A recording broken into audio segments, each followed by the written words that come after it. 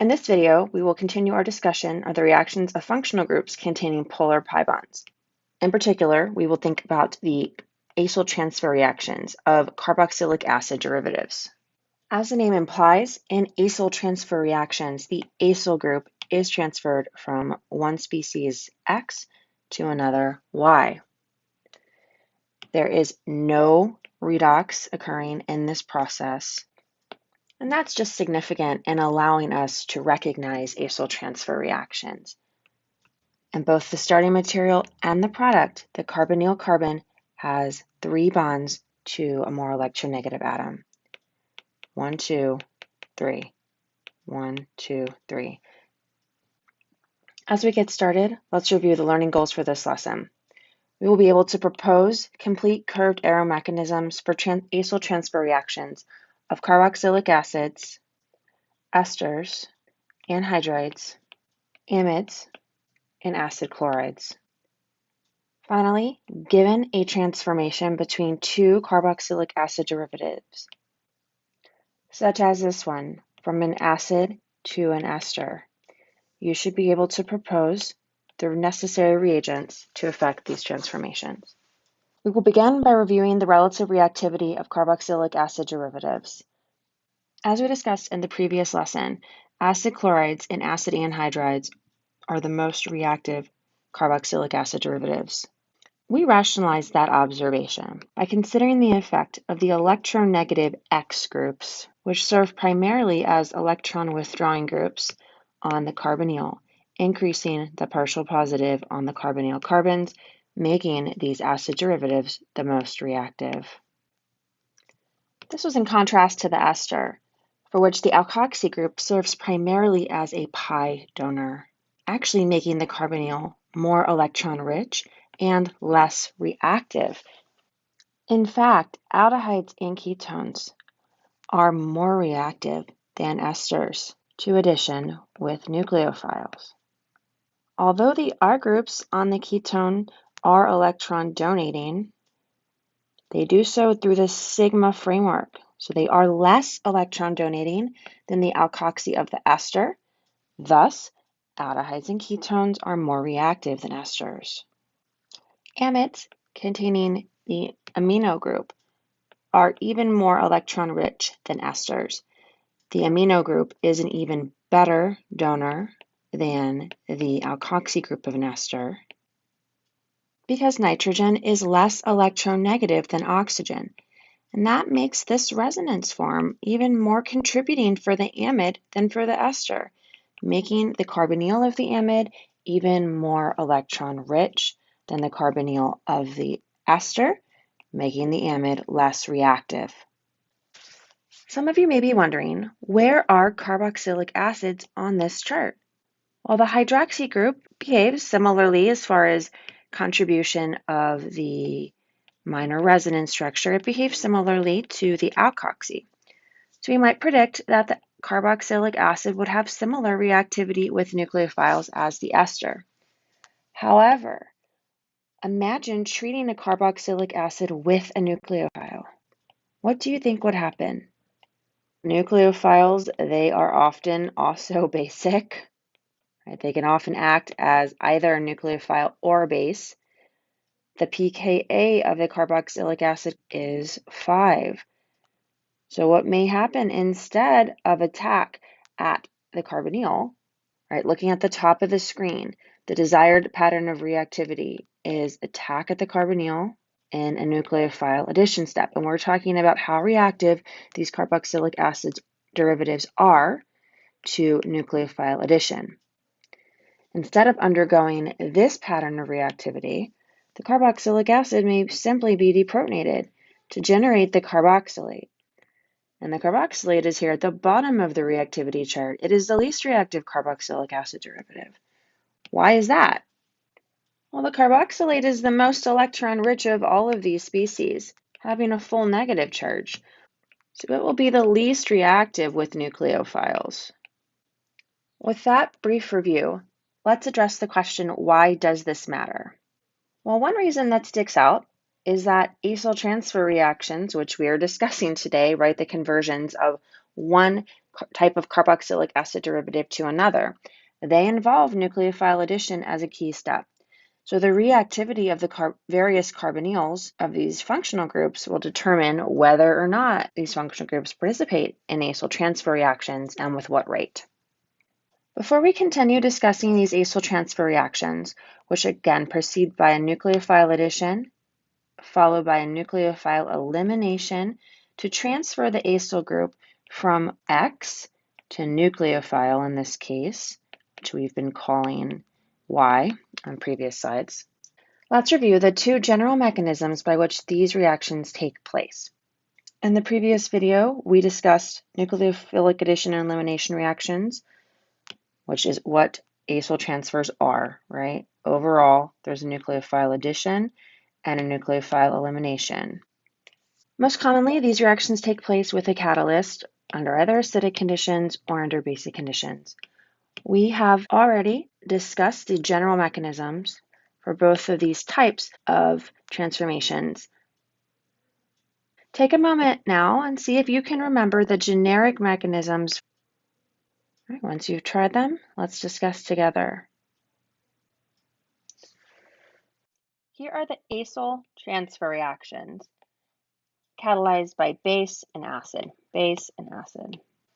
Under basic conditions, there's typically a nucleophile addition followed by a nucleophile elimination step, where X minus is a leaving group, hopefully a good one, which means that it's a stable ion. This nucleophile addition is very similar to what we saw for the reactions of aldehydes and ketones. When aldehydes reacted with nucleophiles, they did so under basic conditions first in a nucleophile addition step to generate the tetrahedral intermediate, just like we see for carboxylic acid derivatives. However, unlike the tetrahedral intermediate for a carboxylic acid derivative, which does usually contain a leaving group, aldehyde and ketones don't have a leaving group. They just have H or carbon. And if this collapse and expel them, yikes, generate hydride.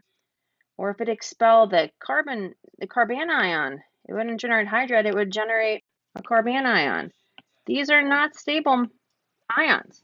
So the tetrahedral intermediate does not collapse for aldehydes and ketones.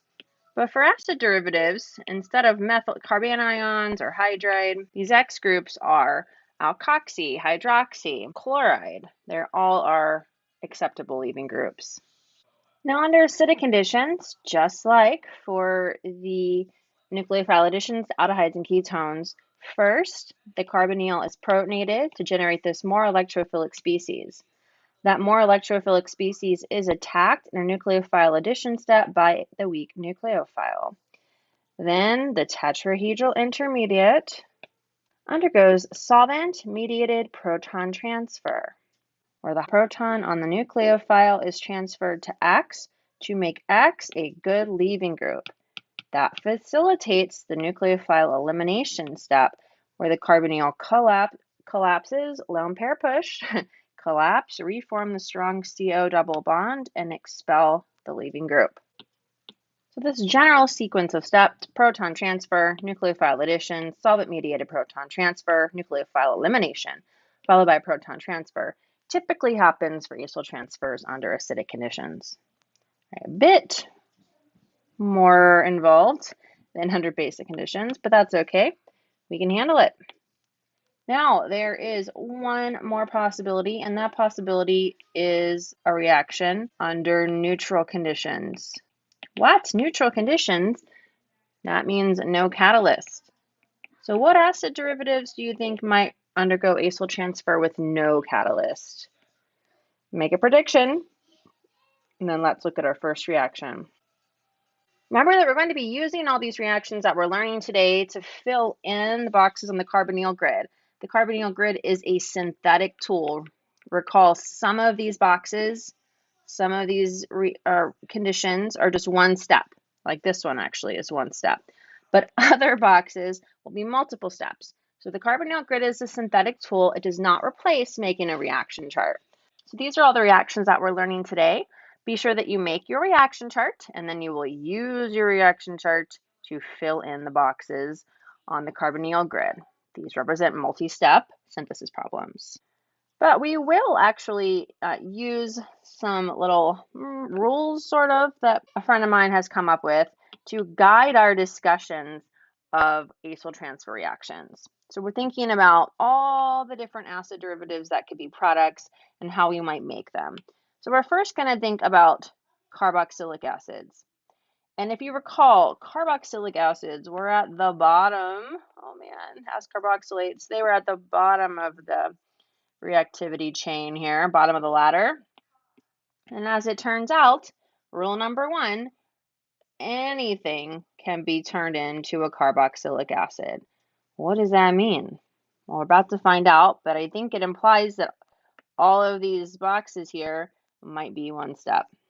And just also, before we move on to learning about reactions to make carboxylic acids, we're not going to forget anhydrides, even though they're not on the grid. And that's simply because they're not the most common synthetic intermediates. However, we're not going to forget them. We'll think about the reactions of anhydrides as well. Let's get to it. We have a lot to do here. All right, rule number one, anything can be turned into a carboxylic acid. And we'll first start with acid chlorides. Acid chlorides can be converted to carboxylic acids with simply treatment with water. In fact, if you open a bottle of acid chloride, you'll see what looks like smoke. That's not smoke. That is actually water from the atmosphere. Oh my goodness. Water from the atmosphere reacting with the acid chloride. And now certainly there's still a bunch of acid chloride in your bottle, but you also have the carboxylic acid that the acid chloride was hydrolyzed to. Bummer. Now this bottle is not pure. And so what was this smoke? Well, if you think about atom balance, we are missing two atoms. So there's also an equivalent of HCl formed. And that smoke, quote unquote smoke, is actually HCl gas. That could be an even bigger bummer.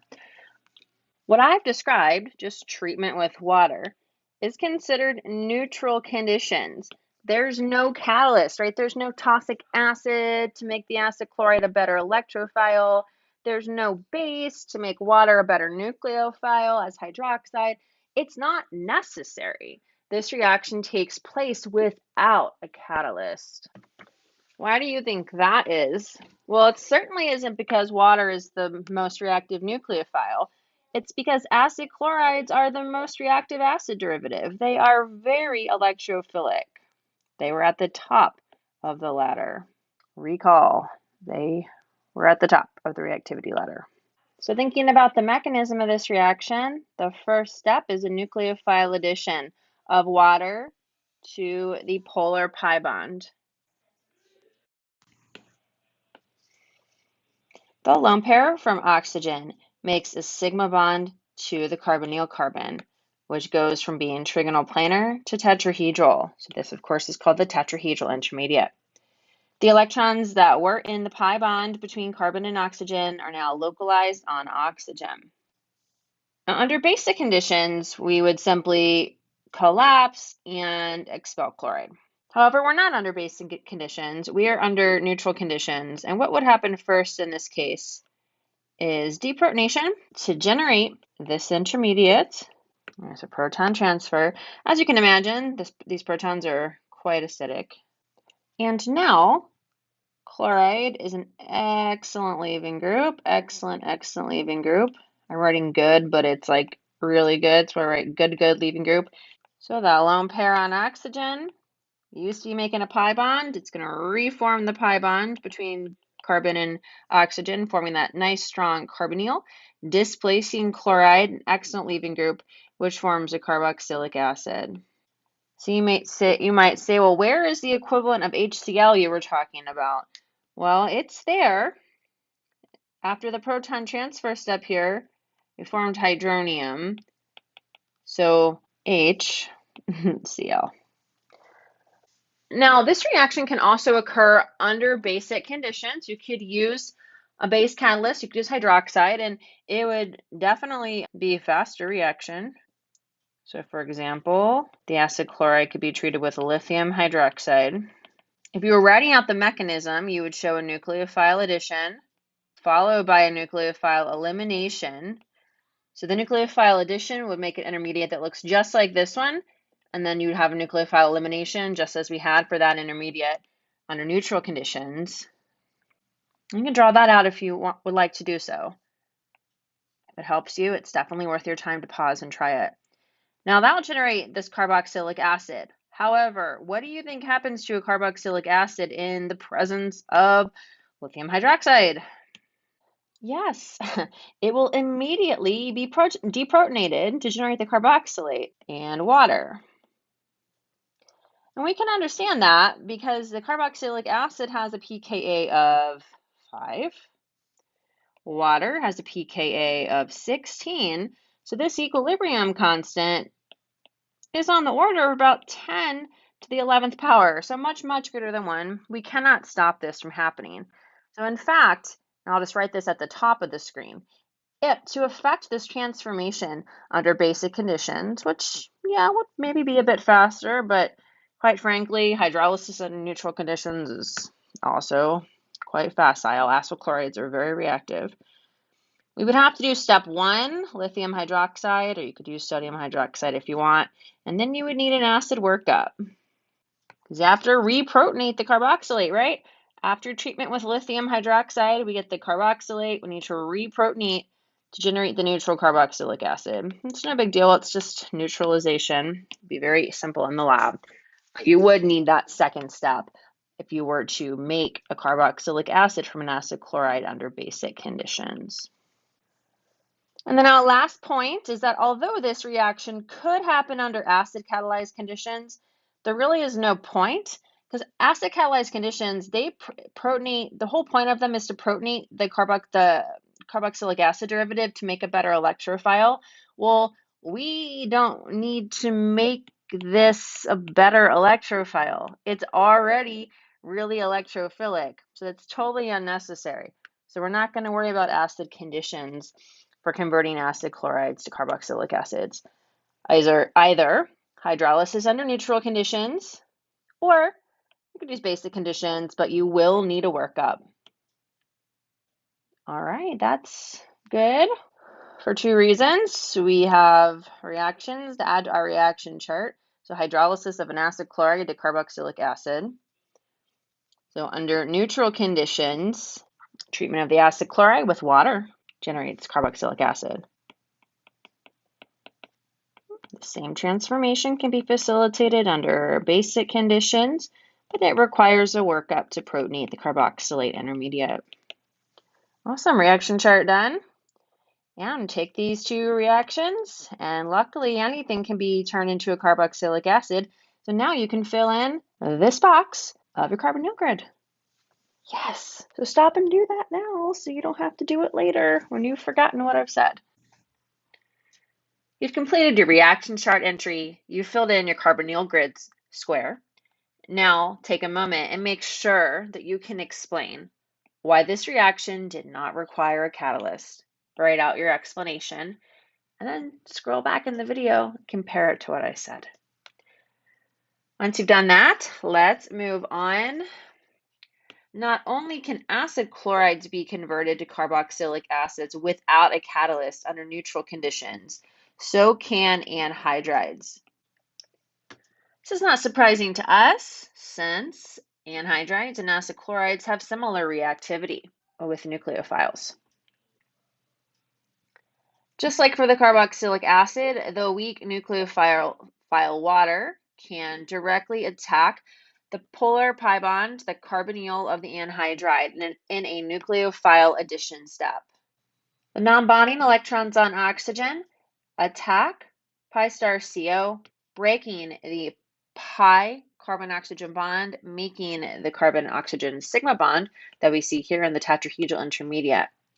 The electrons from the pi bond are now localized on the oxygen, formerly the carbonyl oxygen.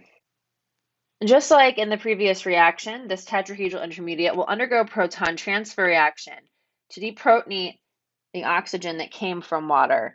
And just like in the previous example a water molecule can do that. That proton transfer reaction generates an intermediate that looks like this. This represents another tetrahedral intermediate. And you may be pausing and comparing to the reaction mechanism for acid chloride hydrolysis. It's going to be very similar because these reactions both happen under neutral conditions. So it's pretty similar to the basic mechanism, except there's this additional proton transfer step in between the nucleophile addition and elimination steps. Now, from the new tetrahedral intermediate, there is a good leaving group. It's this carboxylate. That's the conjugate base of a carboxylic acid, which is a stable molecule. So this is a good leaving group. It's part of why anhydrides are so reactive. Now the new tetrahedral intermediate will collapse, so lone pair push to reform the strong carbon-oxygen double bond and expel the good leaving group. I'll look at it one more time. Form the carbonyl, expel the leaving group. Good. Now this anionic intermediate can undergo a proton transfer reaction with the hydronium that was generated right here in this proton transfer, generating the final neutral product. This represents another hydrolysis reaction. Hydrolysis because a molecule of water was broken, lysed in this process. The OH part of water ends up here, and then the H ends up over here somewhere. So a molecule of water was broken apart. There is the mechanism for this reaction under neutral conditions. Just like for the acid chloride, this reaction could have been conducted under basic conditions as well. It would have perhaps been faster. This time we'll use sodium hydroxide. The counter ion is not important. I'm trying to be consistent with the textbook, but the important part is the hydroxide to generate the same intermediate that we saw before.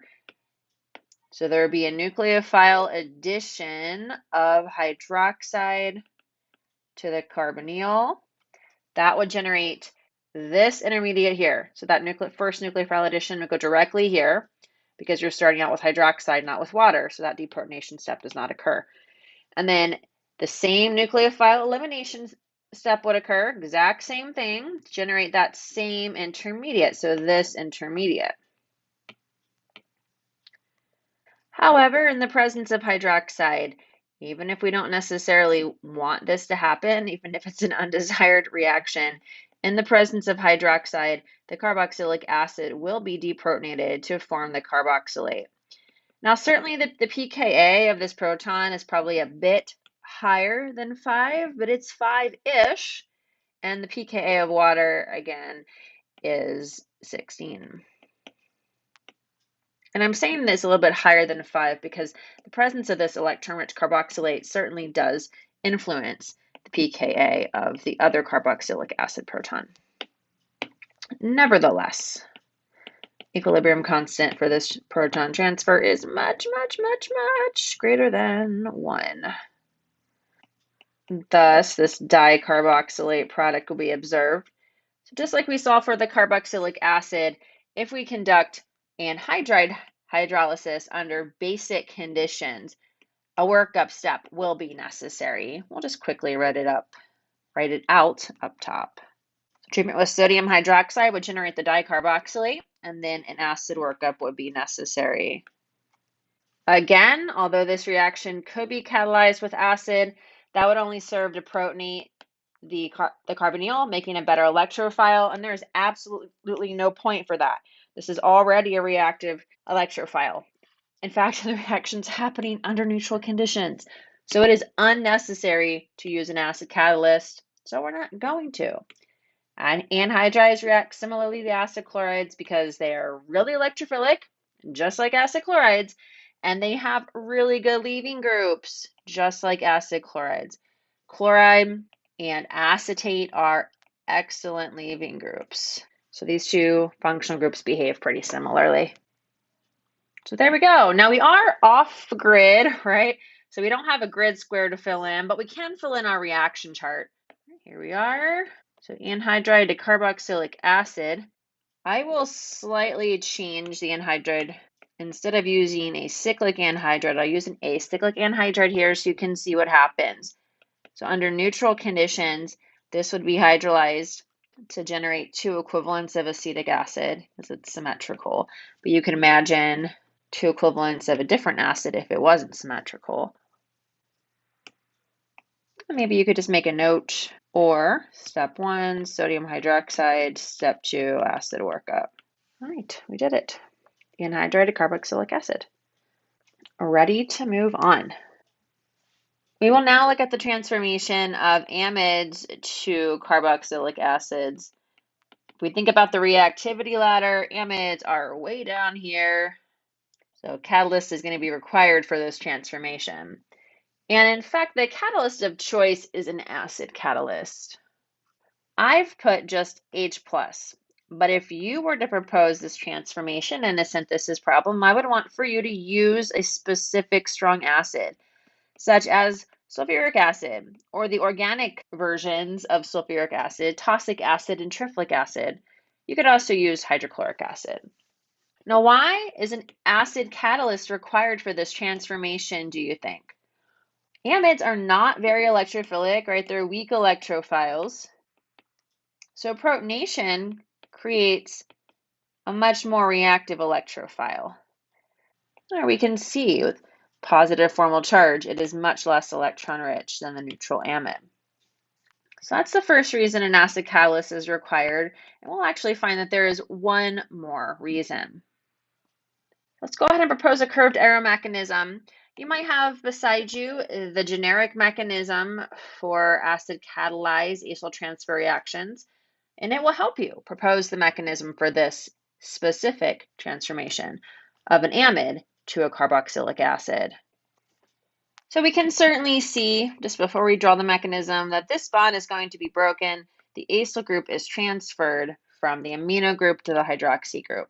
Under acidic conditions, the first step is protonate something. So let's pretend we had used triflic acid. I'll write that out. That proton transfer step generates a protonated amide, which is much more electrophilic than the beginning amide, the neutral amide. It's so much more electrophilic that it will react with the weak nucleophile water in a nucleophile addition step. So that's the next step.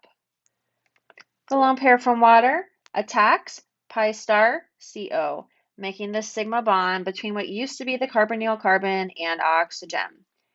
That attack breaks the pi bond, and those electrons become localized on oxygen. Here is the tetrahedral intermediate that will result. Now, thinking back to our original analysis, we know that the carbon-nitrogen bond must break. We've already formed the carbon-oxygen bond, right? Here it is. Formed it through a nucleophile addition step. To break the carbon-nitrogen bond, that will happen via a nucleophile elimination step. But right now, this is not a good leaving group. NR2 would have a negative charge. It is an awful leaving group. Let's not write that. Let's use more precise language. It is unstable. It is a strong conjugate base of a weak acid. The pKa of an amine is about 35. So this amide NR2 minus, it is not a good leaving group. It is unstable. To make it a good leaving group, a solvent-mediated proton transfer occurs. A molecule of water deprotonates oxygen, and then in a separate elementary step, protonates the nitrogen. I'll actually draw that out, and then I'm going to delete it and just show the solvent-mediated proton transfer shortcut.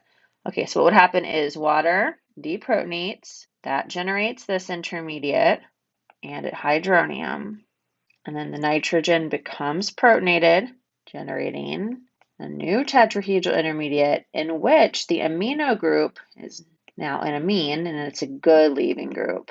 So that is a good leaving group.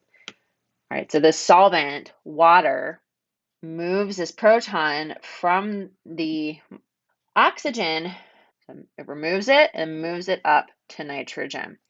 Okay, so that we can write out two proton transfer steps. Both of these are reversible. Or we can just understand that this happens as two proton transfer steps and go directly to this intermediate by a solvent-mediated proton transfer. So that's what I'm going to do. Let's delete all of this. I'm going to go directly there by solvent-mediated proton transfer, SMPT. Now, we have a good leaving group. The electrons that used to be making the carbonyl double bond, they're going to reform the carbonyl double bond, lone pair push, expel the amino group. This is a nucleophile elimination step to generate an amine and the protonated carboxylic acid. The amine would then immediately deprotonate the protonated carboxylic acid, or you could use water if you'd like. It's the solvent, but the amine is still right there. Right, and a proton transfer reaction generates the neutral carboxylic acid product. So do we know what that second reason was? Why an acid catalyst is required? Yes, it's required to make a good leaving group. And this is not the first time that we have seen acid used to make a good leaving group. We've seen it in the context of E1 elimination reactions of alcohols back in Organic Chemistry 1. So it was used to make a good leaving group. Great, we did it. Let's add it to our reaction chart. Okay, we'll use this dimethylamide, treat it with catalytic acid in the presence of water, and a hydrolysis will occur to generate the carboxylic acid and the protonated amine. We don't usually write that product out because we don't usually care about it. It's the carboxylic acid that is usually the desired product. Great. We're moving right along here. Only 100 more reactions to go, right? Imagine doing this face-to-face where you can't pause and take a break. We've just learned how to affect the hydrolysis of an amide to carboxylic acid under acidic conditions. Do you think we could have affected this transformation with basic conditions? Write down your answer. When we're considering whether or not this transformation could have proceeded under basic conditions, we should examine the possible mechanism that would describe this transformation. Nucleophile addition of the non-bonding electrons on hydroxide to pi star would break the pi CO bond, generating this tetrahedral intermediate. That looks pretty reasonable. Then collapse, lone pair push, expel in R2, generating this amide species and the carboxylic acid, which of course under these conditions would rapidly be deprotonated to the carboxylate, and this would certainly require workup to form the final product. Let's not get bogged down in that. Let's think about this nucleophile elimination step here. What do we know about amide? An amide is a strong base. I've already said the pKa of its conjugate acid and amine is around 35, and even higher in some cases. So it is a poor leaving group. For our purposes, we will say that generally hydroxide or alkoxide, they're the strongest bases that we will observe being eliminated from these tetrahedral intermediates. Now, given that information, if the reaction is heated a lot or subjected to forcing conditions, the amide can be hydrolyzed to the carboxylic acid under basic conditions, but it will require heat or some other forcing conditions. So in general, we will avoid proposing basic hydrolysis conditions for the conversion of amides to carboxylic acids. We've entered amide hydrolysis under acidic conditions onto our reaction charts. We will avoid basic conditions. And now, as promised, that one-step transformation can be entered into our carbonyl grid. This is a nice column, right? Where the carboxylic acid is the product. These transformations are one step. And the basic conditions, there's a workup, but that's no problem. All right, let's think about this last box here, esters to carboxylic acids. Here we go. Esters can be converted into carboxylic acids under acidic conditions such as these. The specific acid catalyst would be, as we have discussed, a strong acid catalyst such as sulfuric acid. We should say it all in unison. Triflic acid, taussic acid, those are the organic versions of sulfuric acid. Or hydrochloric acid. Why is this acid catalyst required? Well, it's required to make the ester a better electrophile. Thinking about the reactivity ladder, esters were less reactive even than aldehydes and ketones. Those were in between acid anhydrides and esters. So esters, being a less reactive carboxylic acid derivative, must be treated with some catalyst to affect acyl transfer, breaking of this bond and making of the OH bond. Okay, so the acid catalyst is required to make the ester more electrophilic. It will protonate the carbonyl oxygen. The carbonyl oxygen is more basic than the alkoxy oxygen, just like we saw for the amide. We saw for the amide, the carbonyl oxygen was protonated. Protonated ester, just like the amide could have been, can be described by a resonance structure if the carbonyl is protonated. However, if the alkoxy is protonated, there is no way to describe this cationic intermediate with delocalization of charge. So immediately we feel like that makes it higher energy. Another way to rationalize why the carbonyl oxygen is more basic than the alkoxy oxygen is with the resonance structure that describes the neutral ester, right? The neutral ester is described by this resonance structure, and in it, I think we can see that the carbonyl oxygen is certainly more electron rich than the alkoxy oxygen. All right, so protonation makes the ester more electrophilic. I believe we were calling these super electrophiles. Look at that positive charge. It's really electron poor. And with that, let's draw out the complete curved arrow mechanism for this reaction. Please pause and try yourself, keeping in mind the generic curved arrow mechanism for acid catalyzed acyl transfer reactions. We'll pause, and I've already started. Pause and rejoin me.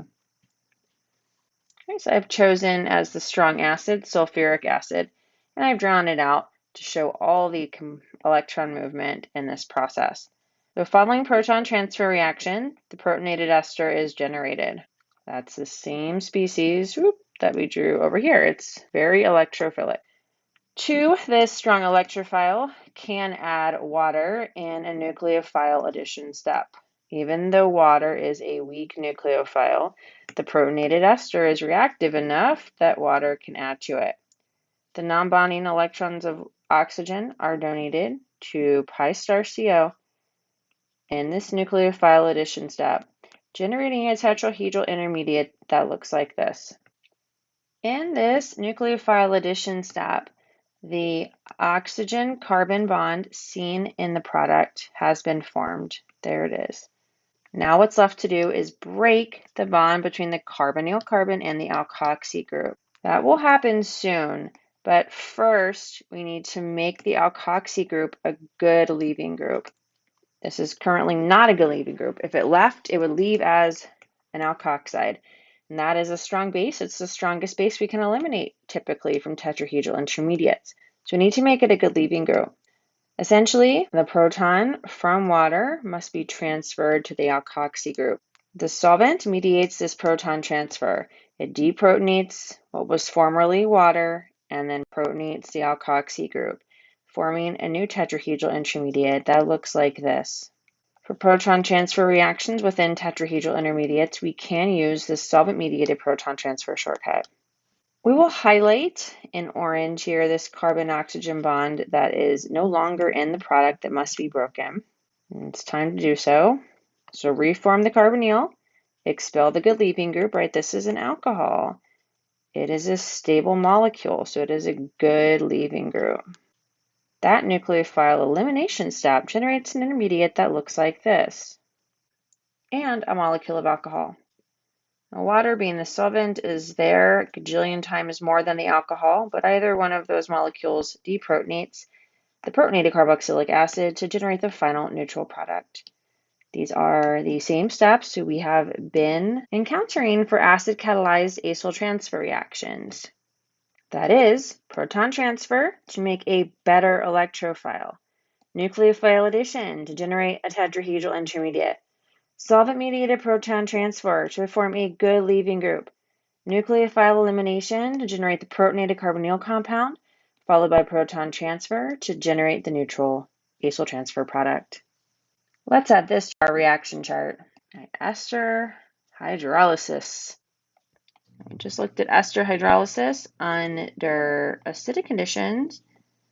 I'll give you a different example of an ester. We can clearly see it's an ester though. Ester, alkoxy group, can be hydrolyzed with a strong acid catalyst such as tosic acid in the presence of water. Of course, the water is going to become the hydroxy group of the carboxylic acid.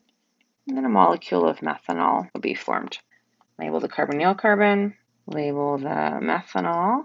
Think about what happened to water. So let's write water out as HOH. So the OH is here, the H is there. All right, cool. Ester hydrolysis under acidic conditions. We are really moving right along with our reaction chart. Well, we've just discussed that ester hydrolysis can occur under acidic conditions with an acid catalyst. However, ester hydrolysis can also occur under basic conditions. Let's write out what that would look like. We'll use the same generic ester. The ester might be treated with sodium hydroxide in the presence of water to generate the carboxylic acid. Quickly thinking about the steps of this reaction, nucleophile addition would occur. I'm not going to write out the complete curved arrow here. You can add the curved arrows in on your own. Nucleophile elimination will occur. That will eliminate the alkoxide. We said this is not a great leaving group, but under basic conditions, this is basically the worst leaving group that can be eliminated. It does happen. So this is the strongest base that we expect to be eliminated, and it will be eliminated under basic conditions only. Of course, the carboxylic acid is the immediate product, but it has a pKa of about 5, and this reaction is run in the presence of base. So the first product that will be formed very quickly is the carboxylate, and a workup will be needed to generate the final carboxylic acid. Excellent. You know 2 ways to hydrolyze esters to carboxylic acids. Let's add that to our reaction chart. I completely appreciate that this is a lot. Sometimes it can happen under neutral conditions. Sometimes it can happen under basic conditions. Sometimes it can happen under acidic and basic. Sometimes it can only happen under acidic. Like, I get it. It's a lot. That is why I'm taking the time to explain the chemical principles behind all of these different reactions. So that if you understand, oh, amides in R2, it's a really bad leaving group. Okay. And they're not a very reactive acid derivative. All right, well, this requires acidic conditions to make this more electrophilic and to make nitrogen a better leaving group. Whole but esters, they can be hydrolyzed under either acidic or basic conditions because the alkoxide is the worst possible leaving group that is observed to be eliminated from tetrahedral intermediates and only under basic conditions. So this is good. So if you understand why, it'll help you memorize, and you do have to memorize a lot of this. You have to memorize the conditions, but you can do that because we're learning the mechanistic patterns and they will help you remember. We have our reaction chart entry. Now you can fill in that last box, this one here on the carbonyl grid for that first column. And of course, there's 2 options, basic conditions or acidic conditions. So that's the case for the acid chloride to the acid. There's 2 options, neutral or basic. For the ester to the acid, you have 2 options. You have acidic or basic. A catalyst is required because esters are much less reactive than acid chlorides. And with the amide, you really have one better set of conditions, and that's acidic. This is really the least reactive acid derivative, so we must protonate, make a strong electrophile, and make this into a good leaving group. All right, I think you all have it. However, before we fully move away from this column, which is making carboxylic acids, and turn our focus to making acid chlorides, we're going to take a look at ester hydrolysis under basic conditions just one more time. You notice there was a discussion question on this page which says, have you encountered this reaction before? So ester hydrolysis under basic conditions, which, let's be clear, is a 2-step process.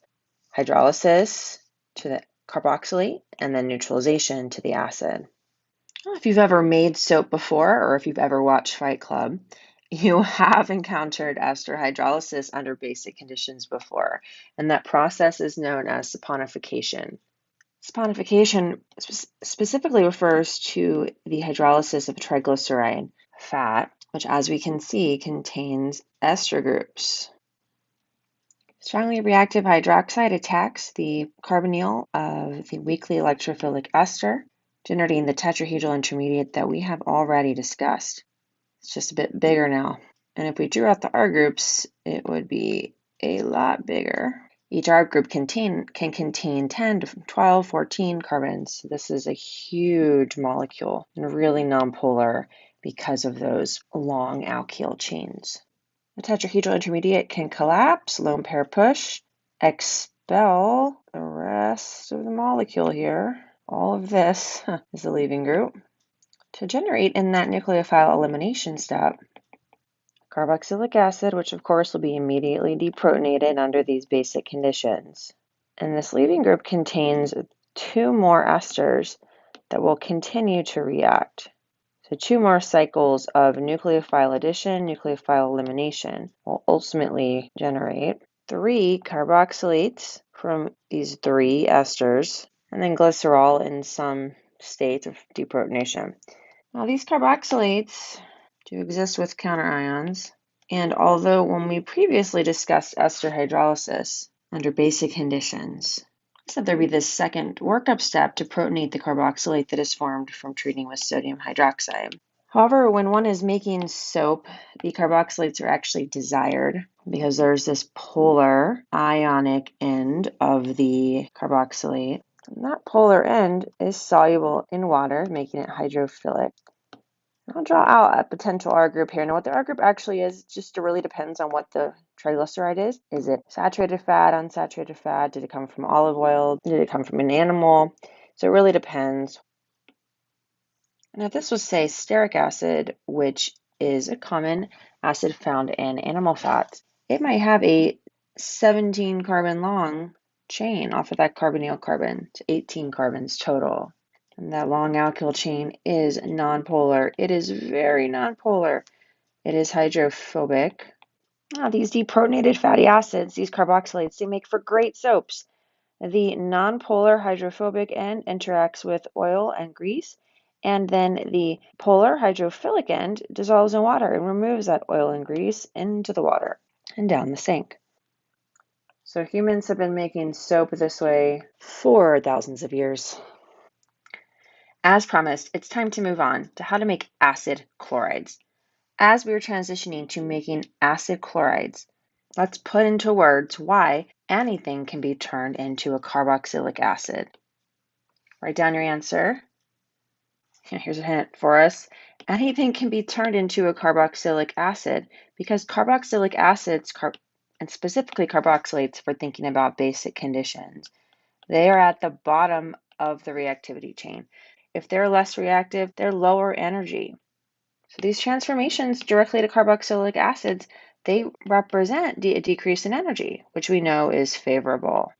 Now, since the carbonyl grid lets us think about synthetic problems, we'll pause for one moment and just think about what other functional groups can be converted to carboxylic acids.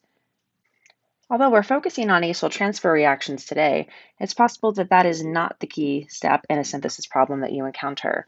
So what other functional groups can be converted to carboxylic acids? And you should try to write these down yourself, but I'm going to help you out because it's been a long video. We do know that primary alcohols can be converted to carboxylic acids, and aldehydes could also be converted to carboxylic acids.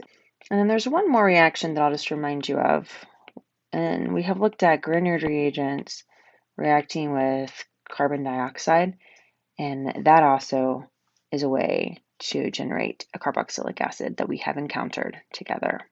So we have a nice start here on a synthesis-minded reaction chart for carboxylic acids. All right, finally, ready to move on to the acid chloride. And when we think about synthesizing acid chlorides, represented by this column of the grid, the only one of these functional groups that can be directly converted to an acid chloride will be the carboxylic acid. So rule 2, only carboxylic acids can be turned into acid chlorides, and that just means directly in one step. So this box will be a one-step transformation, carboxylic acid to acid chloride. But these 2 boxes, ester and amide, they're going to proceed via the carboxylic acid. That's all rule number 2 means. So if you encounter a synthesis problem that is an ester to an acid chloride, you're going to have to first make the carboxylic acid. And that's no problem. You know how to do it. It's going to be what you have written down right here, right? And why do you think that is? Why do you think that it's so difficult to make acid chlorides? Yes, it was easy to make carboxylic acids because they were at the bottom of the reactivity ladder. But for acid chlorides, they're at the top of the reactivity ladder. That means they're high energy. So this represents uphill processes.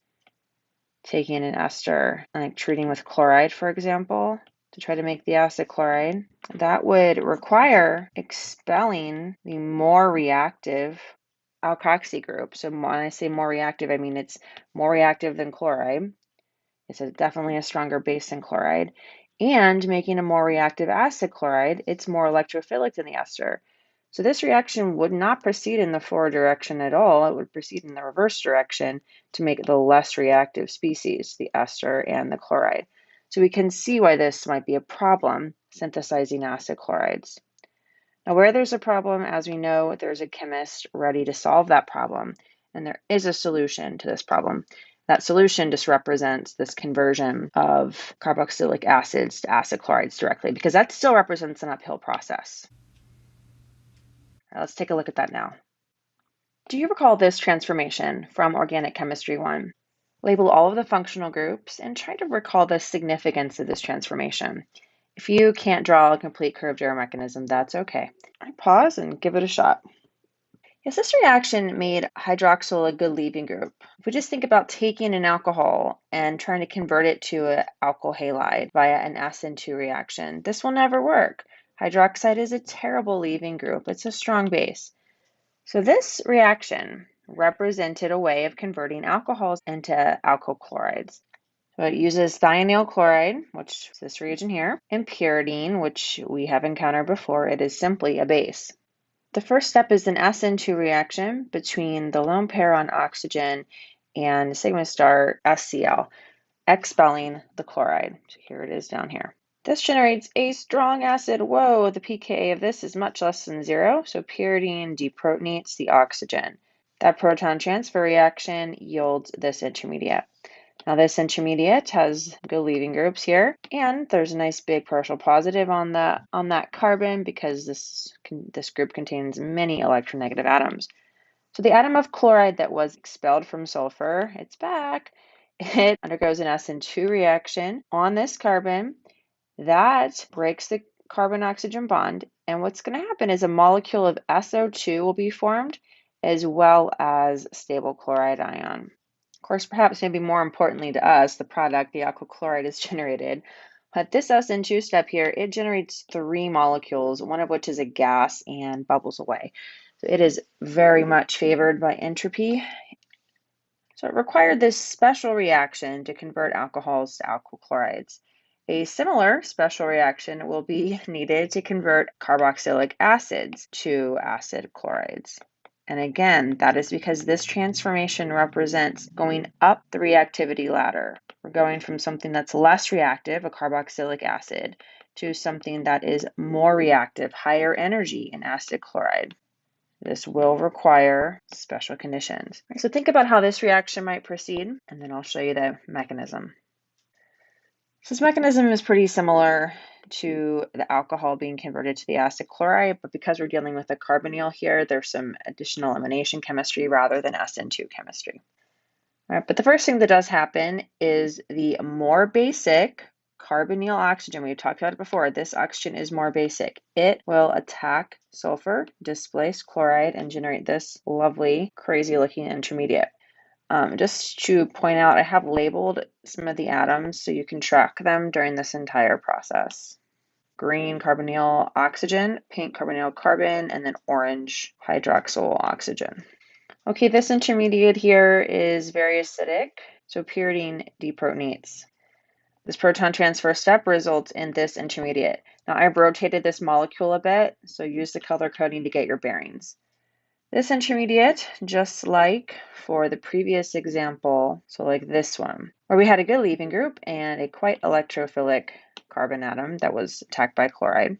Again, these are going to be good leaving groups. Now the carbonyl carbon is going to be quite electrophilic and attacked by chloride, but not in an SN2. It's attacked in a nucleophile addition step to form this tetrahedral intermediate, which can collapse in a nucleophile elimination step. So lone pair push, expel those good leaving groups, makes SO2 from these atoms and chloride.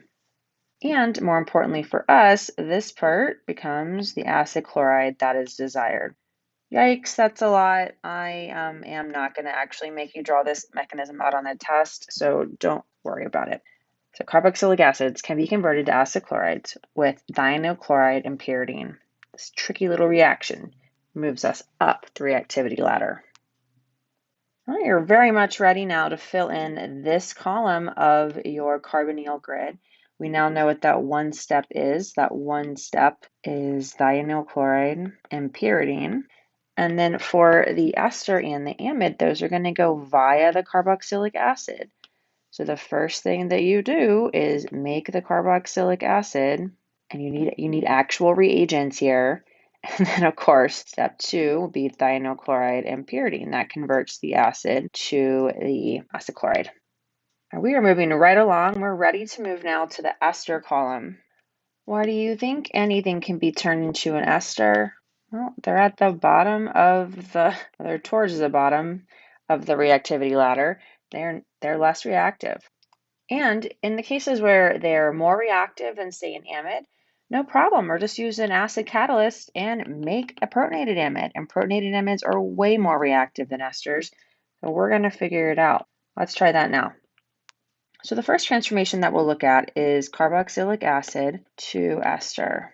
This will require a strong acid catalyst.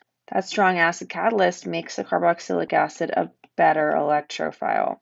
Drawing out the complete curved arrow mechanism, the carboxylic acid is protonated in a proton transfer step, as we just said, to generate the more reactive protonated carboxylic acid. From here, the alcohol, whatever it may be, will attack pi star CO, generate in a nucleophile addition step, generating a tetrahedral intermediate. Knowing that the hydroxyl group from the carboxylic acid leaves to form the ester, a solvent-mediated proton transfer reaction occurs to move the proton from the alcohol onto the hydroxyl group to make it a good leaving group. A lone pair on what's about to become the carbonyl oxygen and the new tetrahedral intermediate can collapse, lone pair push, nucleophile elimination, expel the good leaving group water to generate the protonated ester in a molecule of water. Deprotonation of the protonated ester with the alcohol from the solvent regenerates the catalyst and the desired ester product. All right, everyone, let's add that to our reaction chart. Well, I'll add that to my reaction scribbles that you're turning into a reaction chart. Okay, esterification of a carboxylic acid. All right, so there's some carboxylic acid, and it is treated with an acid catalyst to make it more electrophilic and to make a good leaving group here. And then some alcohol. Let's use phenol. And they will come together to generate an ester. So the choice of the alcohol really depends on what the OR group and the desired ester is. Okay, cool, we did it. We did forget to add carboxylic acid to acid chloride, so I'm going to throw that in here as well. Making progress. So we've completed this square of the grid. Again, whatever the alkoxy group on the ester is, that really dictates what alcohol you use. Okay, so that's dictating what alcohol is used. All right, we have more reactions to learn. Let's get to it. As we transition to the next reactions, let's just think about this question very quickly. Can base be used to convert a carboxylic acid to an ester? Does it just have to be an acid catalyst? And the answer is no, base cannot be used. So yes, it must be an acid catalyst. It's not unreasonable to think that we could use the alkoxy base here, okay? But it is a base. And so instead of doing nucleophilic addition and elimination, we'll just undergo proton transfer reaction, generating the carboxylate. And carboxylates are almost entirely unreactive. There's a few reagents that can react with them that we'll talk about later, but they are really unreactive. So this does not work. So you must use acid to catalyze the conversion of a carboxylic acid to an ester. Okay, add that note to your reaction chart if you like. And let's move on. So now we'll take a look at amides being converted to esters. Why is that acid required? Well, recall amides are not very electrophilic.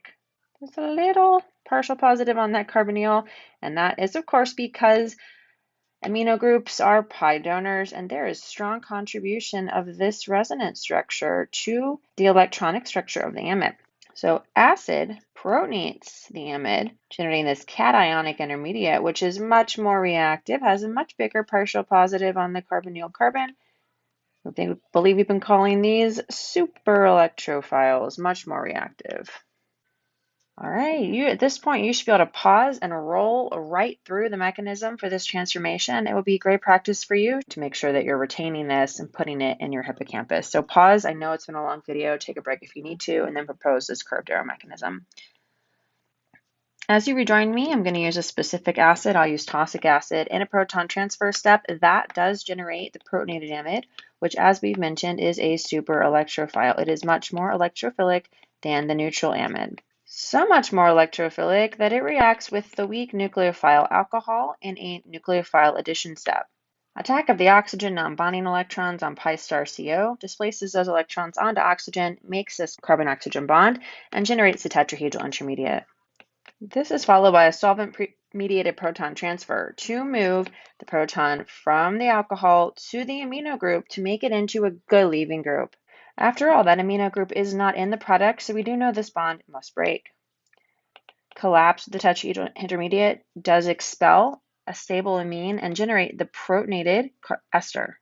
This protonated carbonyl can be deprotonated by the solvent, alcohol, or the amine to generate the neutral ester and regenerate the acid catalyst. I've been showing the protonation from the strong acid, but really in alcohol solvent, the strong acid would be protonating the alcohol, and we'd be using this as the acid catalyst. My bad. All right, so this is the same exact pattern that we have seen for acid-catalyzed acyl transfer reactions. To wrap this up, can base be used as a catalyst for this transformation? What do you think? Not really. For two reasons. Amides are not really electrophilic, so this small partial positive.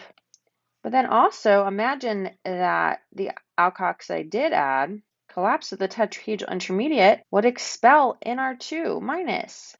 That is a bad leaving group, as we've discussed. So we should not use base as the catalyst for this transformation. Excellent. Let's add this transformation to our reaction chart. All right, amide to ester. I'm going to accomplish this transformation through acid catalyzed conditions.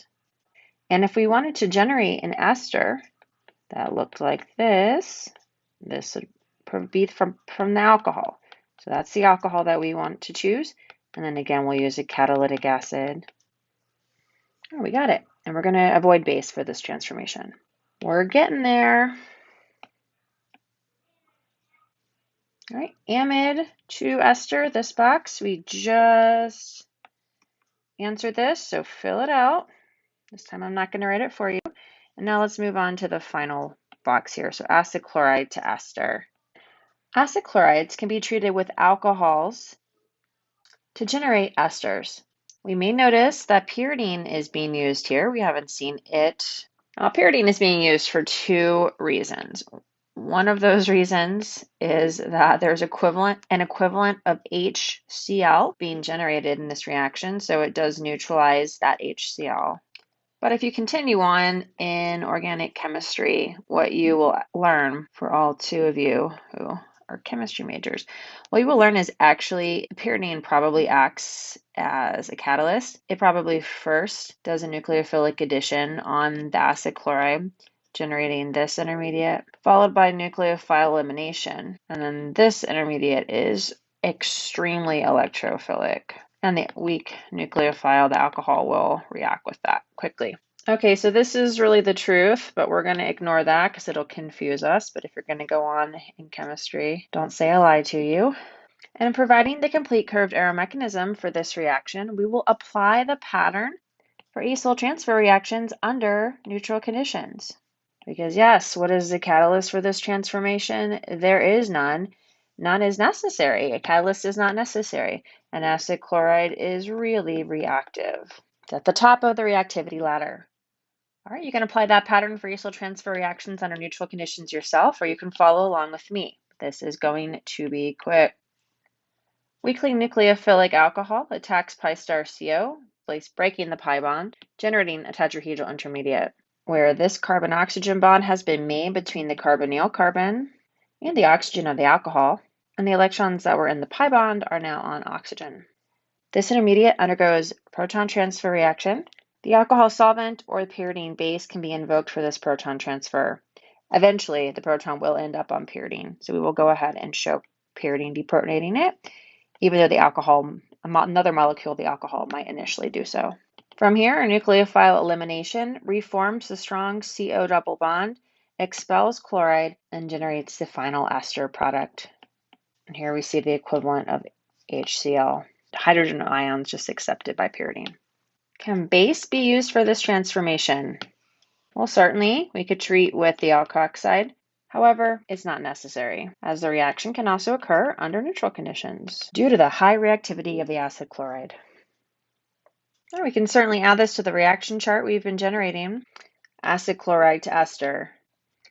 As we've seen for the last few reactions, depending on what the OR group is of the ester, this determines the chemical identity of the alcohol that should be used to displace the chloride and generate the ester. Then we learned that for this reaction, a base is also typically used, pyridine. Although the neutral conditions are certainly adequate for affecting this transformation, as acid chlorides are quite electrophilic, the same transformation can be affected under basic conditions as well. Instead of using the neutral alcohol, we'll invoke the conjugate base. All right, we're getting there. 4 more to go. We can do it. We'll begin with a quick off-the-grid detour to consider how anhydrides might be converted to esters. Given that acid anhydrides behave similarly to acid chlorides, how would you propose to convert an anhydride to an ester? I've given you a specific anhydride and a specific ester. Just as we saw for acid chlorides on the previous slide, under neutral conditions, this conversion can take place. Can also take place under basic conditions. And as anhydrides are just slightly less reactive than acid chlorides, sometimes this transformation is affected with acidic conditions.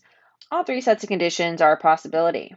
So let's really practice. So please pause and provide the reagents necessary for this transformation under the specified conditions. Give it a shot, please.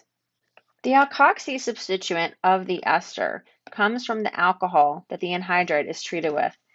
So for these alkoxy groups, benzyl alcohol is from what they are derived. Under neutral conditions, just the neutral alcohol is sufficient.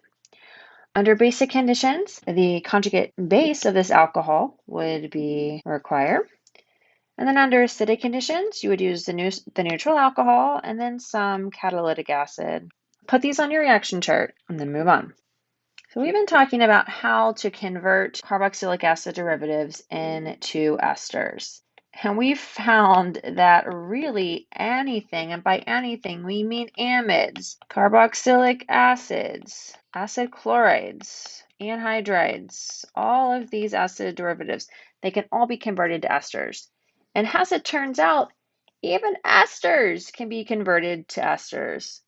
Say what? Yes, converting one ester to another is called transesterification. Transesterification, the conversion of one ester to another ester. Looking at this overall transformation, we can see the bond between the carbonyl carbon and the methoxy group has been broken. A bond between benzyl alcohol and the carbonyl carbon has been formed. Transesterification reactions can happen under acidic conditions, such as those shown here. And this reaction proceeds by the same exact mechanism that all of these acyl transfer reactions have proceeded by. Under acidic conditions, first, the carbonyl is protonated. And now technically, as soon as tosic acid was put into the solution, it protonated benzyl alcohol. And so protonated benzyl alcohol is serving here as acid. If that's confusing, just use tosic acid. That proton transfer reaction generates a reactive electrophile. The protonated ester is quite electrophilic. From here, the weak nucleophile benzyl alcohol attacks the carbonyl carbon since it's so much more reactive now. That breaks the pi bond and generates the tetrahedral intermediate and this nucleophile addition step. This nucleophile addition has made the carbon-oxygen bond observed in the product between the oxygen benzyl alcohol and the carbonyl carbon. Now, a solvent-mediated proton transfer step will turn methoxy into a good leaving group. With formation of the good leaving group, the bond between the carbonyl oxygen and methoxy can be broken as we identified in our initial analysis. This step occurs through a nucleophile elimination step, reforming the carbonyl and expelling methanol. The protonated ester is simply deprotonated in a proton transfer step using another molecule of benzyl alcohol, which regenerates that protonated benzyl alcohol catalyst and the ester product. All right, these steps are totally consistent with the general mechanism under acidic conditions for acyl transfer reactions. And the acyl that is transferred is this whole group here, transferred from one alcohol, methanol, to another, benzyl alcohol. We've done the hard part. Try the easy part on your own. Transesterification under basic conditions. You can do it. Pause and give it a shot. Now that you've tried that, let's look at it together. Under basic conditions, the stronger nucleophile, the alkoxide, attacks the carbonyl of the weakly electrophilic ester, forming this tetrahedral intermediate. This tetrahedral intermediate can collapse, reform the carbonyl bond, and expel a molecule of methoxide in a nucleophile elimination step. Well, we should have started with that mechanism, right? Let's add these reactions to our reaction chart. Transesterification reactions. Here they are. So under acidic conditions and under basic conditions. I'll let you take a look at this. Let's look at acidic conditions first. So an ester is converted to a new ester. That new ester has a different alkoxy group. The new alkoxy group is delivered as alcohol.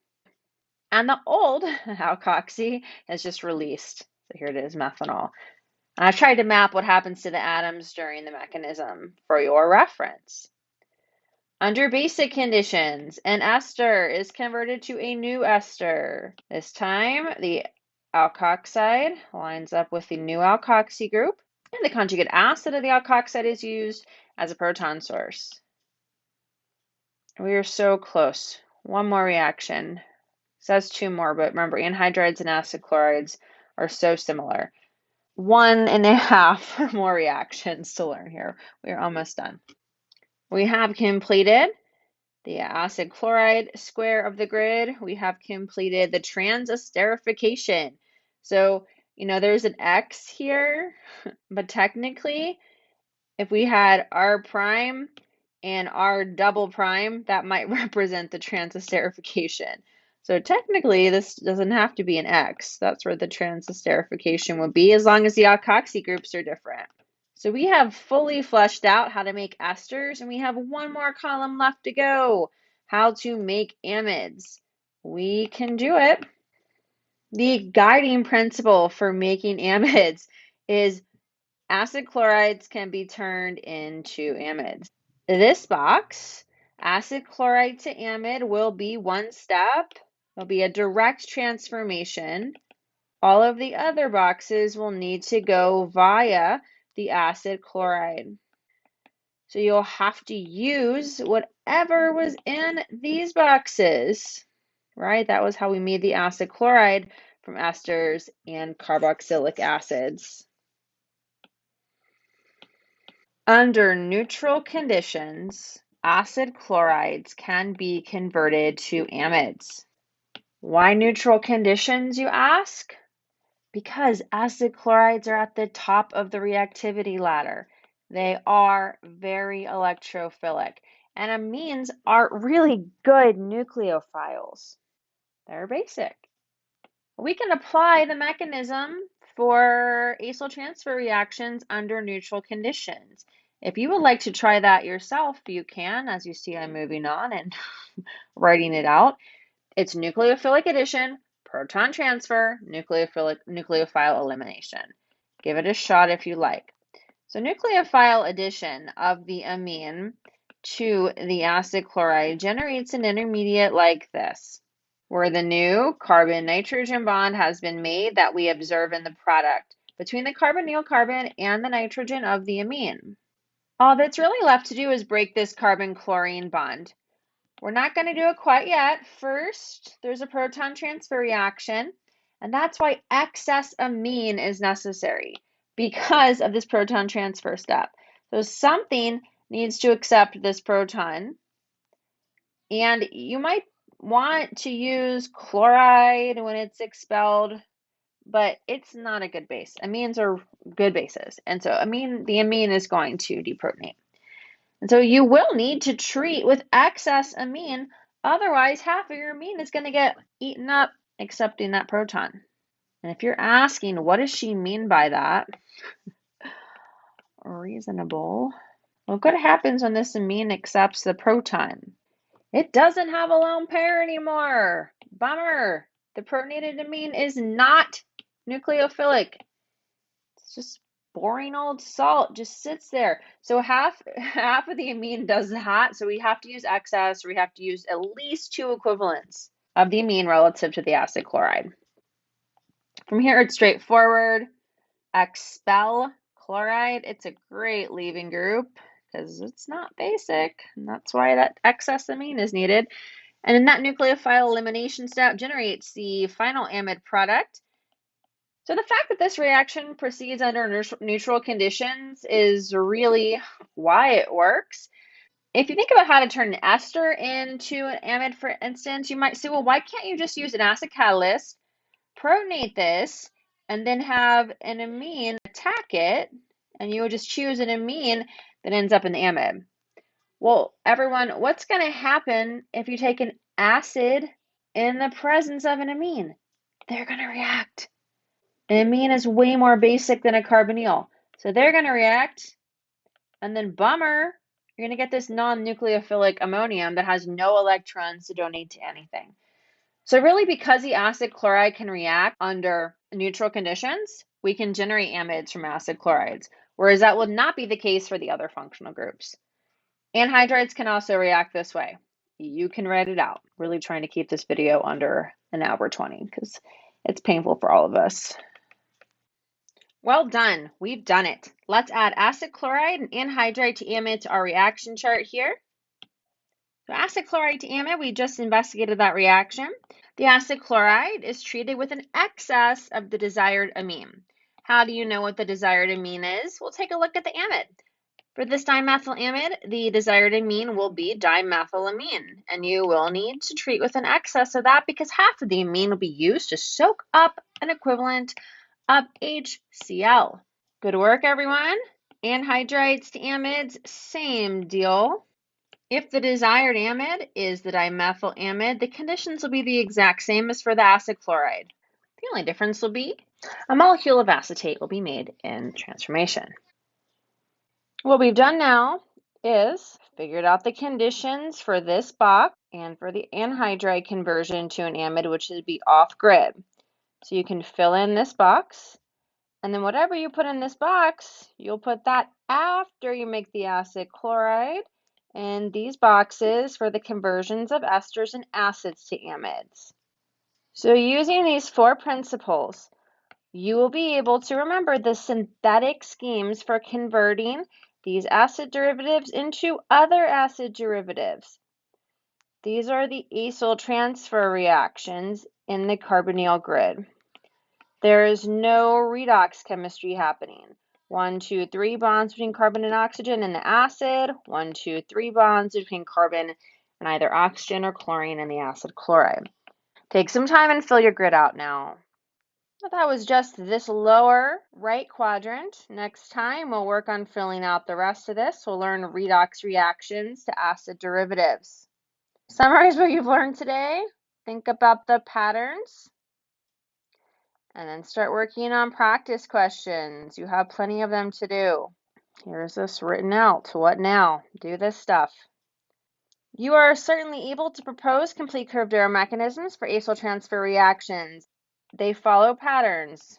So you really need to first identify whether or not the transformation is taking place under acidic, basic, or neutral conditions, and then apply the pattern. Now there will be some deviation, but for the most part, these reactions are going to follow the sets of elementary steps that we have discussed over and over and over again. So follow those patterns. And understanding why, so all the explanations that I've given will help you with this. Then finally, identifying reagents necessary to affect acyl transfer reactions. You'll be able to do this once you have worked on your reaction chart and your carbonyl grid. Those are your tools for achieving this learning goal. Time to practice.